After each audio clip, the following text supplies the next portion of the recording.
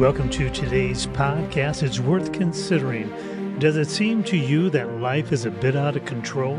Well, if you think so, you're not alone. This short podcast is to help all of us consider the teachings of Christ, even in these out of control times. I am Pastor David, the assistant pastor at Bethel Gilead Community Church, also known as the Church on Block Road. My co-host for this discussion is Daniel Anderson. This is the second in the series, Artificial Intelligence and the Great Commission. Should churches back away or embrace this life-changing technology? Should it be used to propagate the gospel, or is AI of the devil and those who use it are falling into the devil's trap? We are not experts, but then again, this is what makes it an exciting conversation. So let's get started. And I don't want to be the Luddite in the what? Luddite, somebody who's against technology, because yes, this technology can be used wonderfully, including for building God's kingdom. How can it just be used? Depends on you. No. Come on, seriously now. Okay. Oh, can it be used? For example, can it be used to help build God's kingdom? I said to Siri, how does a person become saved? No, they're going to heaven. And then Siri pulls up through AI, according to the Christian belief, you must put your trust in Jesus Christ. You must ask him into your life. Gave me the whole, almost like the Roman road type of explanation, or the four spiritual laws of how. So does that advance the kingdom? Yeah, maybe in that way. Of course, if you're using this Notebook LM and you knew that it was using only trusted sources, that would be a lot more helpful. So yeah, maybe even in that way, but even just in the simple way that, well, like you're talking about how a battery didn't work or something with I'm talking about the kingdom. Let's talk about the kingdom. Well, I mean, in a sense, though, that can be the kingdom in that you're a pastor and you have important things to be doing. And if you're stuck working on a car, trying all kinds of false options, robbing your day when you could have been, doing a podcast or praying, reading your Bible, meeting with people at church, yada, yada, So, I mean, in a sense, yes, these practical things. That's not what I'm talking about. This is like, oh, okay, I have a babysitter to watch my kids so I can go to work now. Right. No, I'm saying, how can this be used as to a tool to advance the gospel? Well, even that possibility that we brought up for a future podcast. You put in a trusted source, I put in a trusted source. Let's listen to little clips from its podcast or read its, writing that it generates, so that we're not talking past each other. So often Protestants and Catholics don't really understand each other's viewpoints or have caricatures. And so this can help. Caricatures are pretty fun, but well, they can be fun, or they could be really, I think you're skirting the issue. No, I'm saying that's a way to help bring about unity. So how about this example, right? You're a trusted church in a community, and you can't man the phones or take all the questions that might come. And so what you have is an AI agent who, in fact, is a closed system that provides information from, let's say, your denomination or your evangelical perspective.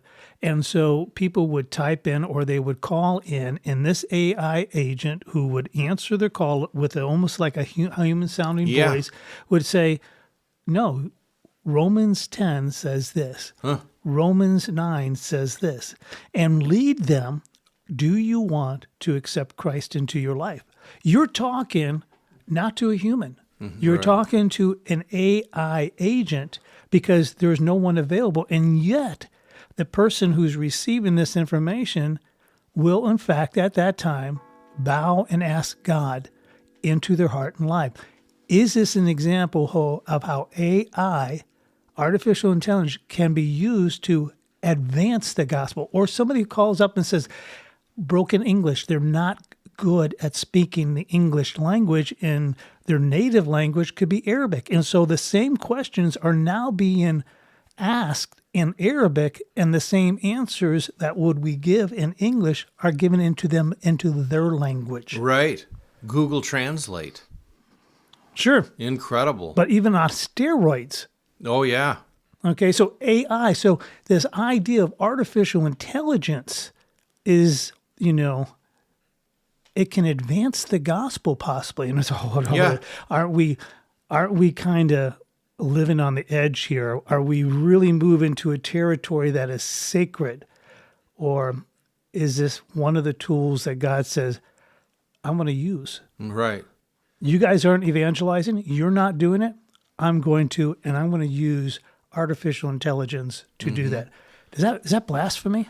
I don't think it's blasphemy at all, and I'm no expert on it to know, just how trustworthy might this be. Again, if you're feeding it good sources, not just having it open to the entire internet. Sure, garbage in, garbage out, right? Exactly. So, I mean, I'm not just like down, against it. So, Or even Google Translate. That's another thing. Like, let's say you're trying to communicate with somebody. It's really important. So I can say what I have to say and then have it translated right away to Spanish or whoever you're talking to and show it to them or play the audio for them to make sure we're, able to communicate, whereas otherwise we wouldn't. And that could just as well be communicating regarding something about the gospel, the kingdom of God, whatever. Pastors, they have a congregation. They're not necessarily that well organized in presenting a sermon, and AI creates a 3-point outline that's highly organized, biblically sound, doctrinally correct, and all they do is then stand up there and give their sermon. They're doing that now. Yeah. Yeah, and when you talk about putting together a slideshow, if you go to Google Slides and then use one of their third-party AI apps, you look into it, find which one you trust. But anyway, you tell it the parameters of what you need for your slideshow because you're short on time. Let's say it's not like a really controversial topic. You do think you can trust this thing. In about 15 seconds, boom, you got your professional-looking slideshow done. Yeah, saved you a lot of time, right? Saved you a lot of time. Now, of course, you have to look over it. You're the judge. Is the information accurate? And any slides you want to pull out there, any slides you want to put in there. But yeah, that's a useful tool. Or the other thing, like you're talking about a pastor's sermon, what if, like Jonathan Edwards, an amazing, arguably the greatest American theologian, right? Well, he read his sermons. Protestant, yeah, he was Protestant. I know, but still, he was good, though. Absolutely. And so he would read his sermons. Oh, okay, yes. well, now it was this Sunday, let's say, and he had laryngitis. Oh, my gosh, what's he going to do now? And he's got to put up his podcast, and it's really critical information, and it's timely for his congregation, let's say. And so, hey, you know what? We all know there's speech to text, right? You say it, it types it. Boom. Okay, but then there's also text to speech. Oh, and Nick could use his voice. Good. Yeah, could use his voice. Could use AI whatever could voice. recreate your voice so it all the hums. And I've listened to podcasts that were. You sent me one where it was a podcast, and the two speakers. The only way you can really indicate that this was AI generated is that they didn't speak over one another like you and I are doing. Yeah. There would be a pause, and you would say something. Right. Okay, thank you, Yeah, Jeremy. no, there's none of that on the AI, unless you told it to. Right. But it does give the hums. It gives the pauses. Sure. All right. So you are taken in and not even given any indication, unless, of course, you're listening carefully and realizing there is no talking over. There's a pause and something comes in. It can go back and forth in this kind of dialogue very quickly. Right now, that's the infancy of AI, but soon they'll be talking over one another. Yeah, if you wanted to. I mean, you tell it what style you want. How informal is this podcast going to be? How many of, human nomenclatures that you want to pop in there? Like, sure, yeah, you betcha. Okay, have it sound like somebody in North Dakota or Minnesota. Yeah, Wisconsin. How about Wisconsin? There we go. Yeah, you just program it how to be. But that one I sent you, that was totally AI generated. It All was. the content, yes, and the voices. Yeah, I know. I listened to to it. I'm talking about, let's say you can't do the podcast because you have laryngitis, but there's some really critical information you'd like to get out soon. And so you just type it all up, and have AI read it for you in your own voice or whatever voice you like, Okay. probably the audience wouldn't even catch it. This is so funny. So my pastor, my senior pastor that I work under, Jim, he hates technology. AI, he thinks, is going to pretty much almost be the Antichrist. I'm just saying that. Can you imagine? Could be, I don't know. We'll talk about that in a bit. But he's going to say, hey, I need an announcement to be going out, and I need it to remind people about this. I said, sure, I'll send that out. And so what I do is I type it in exactly what he wants, and then I use AI to create his voice so that he's speaking. Sure. And all of his unique ways of saying it comes across in his voice and in his syntax. And so, yeah, that sounds Well, like... we did a podcast on marketing before and talked about how, the gospel needs to reach people and not be offensive over silly things. So you reach your target audiences perhaps in slightly or very different ways. And so marketers use this for writing emails. A business tells a copywriter, hey, I need this email to go out. Here's the basic bullet points. I need all this information in there. But the problem is I got like 10 different audiences for my product, and they're very different cultures. Okay, no problem. So the person using the AI tools who knows how to use it, says, hey, AI, ChatGPT, or the big program there is called Jasper.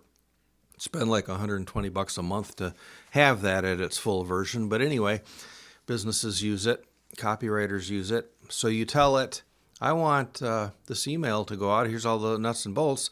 And then you give it the parameters for the 10 different cultures, styles that you want it in. Boom. And it will be done in 5 times faster than a professional copywriter would be able to do it. So it's kind of like the conference room. They're all sitting around here talking about how can we bring this new product online and how can we address it to this different niche. And they're going to use these AI tools where individuals at one time will say, okay, give me a week and I'll come back. And they all gather together. And it takes a month to get this out there. Now they're going to be able to do this. Boom. Yeah. Instant. So now, these are all wonderful things. Are they going to lose people's jobs? What do you think? Yes, absolutely. I mean, I know somebody personally. She graduated from the University of Michigan with a degree in graphic design. University of Michigan? That explains it. No, it was in graphic design. She had a good business, and she was a real professional doing well, and living out in Hawaii. And this ChatGPT comes out with its DALL-E feature. And why would businesses pay her good money to do what they can tell AI DALL-E to do? And boom, it's done in, 5 minutes at the most. So here's a question. This is we kind of talked about this yesterday. Though she has this expertise, now she's going to have to be able to use her expertise, but use AI to be able to get her ideas and market her ideas more quickly. It's not as though, well, I'm simply being replaced by AI. No, I now have to use these agents, these tools to effectively do my job. Well, the problem is a junior high kid can use those tools quite effectively.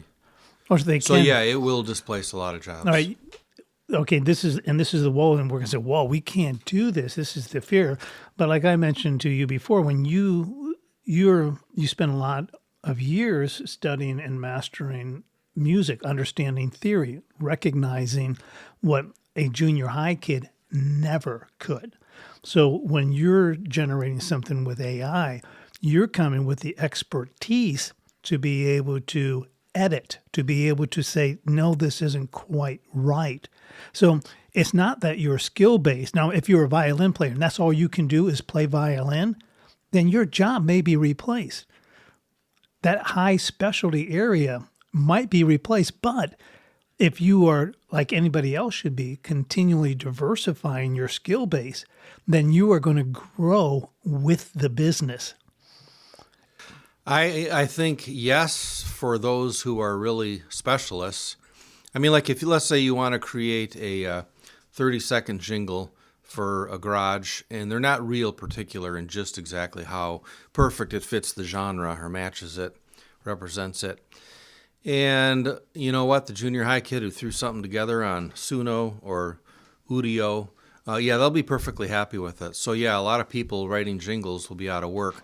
But if you're talking about, a big business and they're ready to pay good bucks for it to be, used with ChatGPT or Udio or Suno or whatever to create the music. I'm going to challenge you on this. But just a minute now. But because now I'm going to go along with your point. Because if you are an expert in that field, and you know the terminology for music really well. Yes. You know the artists and the genres and all the musical theory stuff to feed it, to tell it, which let's say the junior high kid doesn't know, then your product is going to come out a lot more professional, and the big businesses are going to be willing to pay for that, and yes, you're secure. Yeah. So again, let's go back some years and the years of manufacturing where somebody would come in and they would get a manufacturing job. And as the bell curve would show, it was very long. It might be 30 years that the company would start, climb, and decline. And the person who comes in their 20s and gets this job and is getting paid well, and they're not developing their skills because they're doing manual labor, and then 30 years later, when they're 50s, the company has sold or is no longer functioning because something else more productive has moved in, and that person's, well, I can't do anything. And I hate to say it, but we need to be continually improving on ourselves, and the day really never has existed where you can simply start and finish a life working, especially with society changing so quickly, where it might have been 30 years that a person could do a job and retire. Now it's like 5 years where all of a sudden you have to take the skill base that you have, and now you have to find a different place to use it. And you have constantly got to be developing your skills and crafts. Yeah, absolutely. Yeah, absolutely. So here's a lot of the positive. I'm sorry. There's one more cool thing, though, just to finish up with the positive. All right, let's go with the positive before we talk about the Antichrist here. And now, how long have we been talking? 45 minutes? 41 minutes. I wonder if that would be, before we get to the dark side, if that would be a good place for a break. If you want to break now, but... Well, I mean, I got candy and cookies and grapes and chips. Oh, yeah. And Martha. Why don't you share with me this last point before we take on the positive side, to just think of how effective this could be, and in saving lives at the same time as when lives need to be taken. What are you talking about? Military use. Wow. Because you can have, let's say, a truckload of, 1,000 little bumblebee-like things that can fly, and they fly right up to your enemies that you've already pre-programmed for them to target. It flies right up in front of their face, in front of their eye, shoots at them right into their brain. Boom, they're dead. Insect-size drones. Yes, for assassinations. Oh, can you imagine that? Can you, somebody who's sitting back in Idaho and communicating with this drone, says, okay, here's our target, and though there might be a delay period, because once that drone is using artificial intelligence and knows its target, it then says, whenever you get a chance, take it out. Yeah, and you could even program that ahead of time. Hey, drones, here's your targets. Find it. Yeah, go find it and let them out in the right neighborhood and open the truck door, and no communication necessary, and off they run. Now, that really wasn't such a positive one, I guess, maybe. Well, if I was the one who would have to go into this combat area, I guess I'd prefer a drone going. That's true. Send the drone, not me. If I was running away from the drone, I wouldn't find it very, very reassuring that I got this little bumblebee drone following me all through the house, hunting me down. That'd be terrifying. Yeah, but unless it's like the FBI that was targeting Catholic Latin mass goers like myself, hanging out in their parking lots, writing down their license plates and infiltrating their churches and recording all the sermons. They could have had drones do that. Then I'm kind of scared I'm on the wrong side. And that's a good point. When will your government or authorities or your employer use these things against you? Yeah. I mean, yeah. So that's right. Before we get into that dark side, and you look at the medical field. You look at the medical field, the idea that right now my Apple Watch will be able to indicate what my heart rate is, give me a warning. And if everything is hooked up to AI, it would be constantly giving information about my health, my diet, my exercise, and then I go to see a doctor. That doctor is going to receive all this AI information and come up with, say, this is what the person needs to do. Right. You got to cut out all these sweets that you want to break and have us eat right now. No, this is bad. We're on the dark side again. Or even like with judges. I mean, robot judges, AI, like, would you rather be judged by the AI that knows all the rules and that's only all it's fed by, or would you rather be judged by your peers? Oh, I tell you what, if it's my peers, I would probably prefer the AI judge because some of them do not understand mercy. Right, exactly. Oh, it's amazing. It's a brave new world, and it's going to be changing real fast. I mean, this stuff will be exploding. People say, the experts say, I'm not an expert, but even, a year from now, we're going to see real changes. Next 5 years, wow, I have a feeling this is going to spread out real quick. You can run, but you cannot hide. Absolutely. Check out any time you like, but you can never leave. Hotel California. Especially when the government is throwing so much money, crazy money,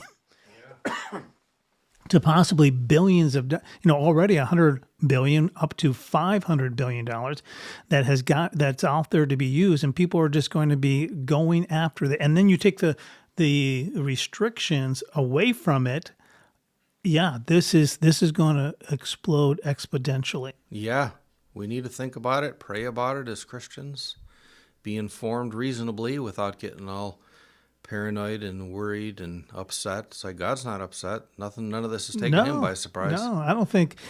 And with that said, how can this be used to move the gospel forward? How can Christians use this, and what should they use? Should they hunker down, and should we all become, Amish in one way? Right. Not like we're going to go back to horse and buggy, but we're going to say, okay, this is as far as technology I will ever go with it, and I'm going to become Amish at this point. Right. I'm still going to use my car. I'm still going to use my, my credit cards. I'm still going to buy things online, but I'm not going to use AI. No, that's the line that I will not cross. Right. And so there's that idea. In one sense, do we become Amish and just say nope, or do we say, yeah, let's take this and go for a ride as far and as quick as we can, and to use it well until it goes south. Yeah. So have wisdom. All right, so we'll come back and we'll discuss the dark side of AI. We've kind of touched on it, and there's a lot of fear and trepidation that can already be generating in our thoughts and our minds, as we've already discussed the positive, and kind of lends itself to where it could go. Yeah. All right, you want to take a break? Sounds good. All right. Well, thank you for spending time to listen to today's podcast, the second in the series, Artificial Intelligence and the Great Commission. We hope you continue to tune in and don't drop out as we continue with conversations that make a difference in our lives. Until then, go out as God's ambassadors, commissioned to a world in desperate need of the gospel. God bless.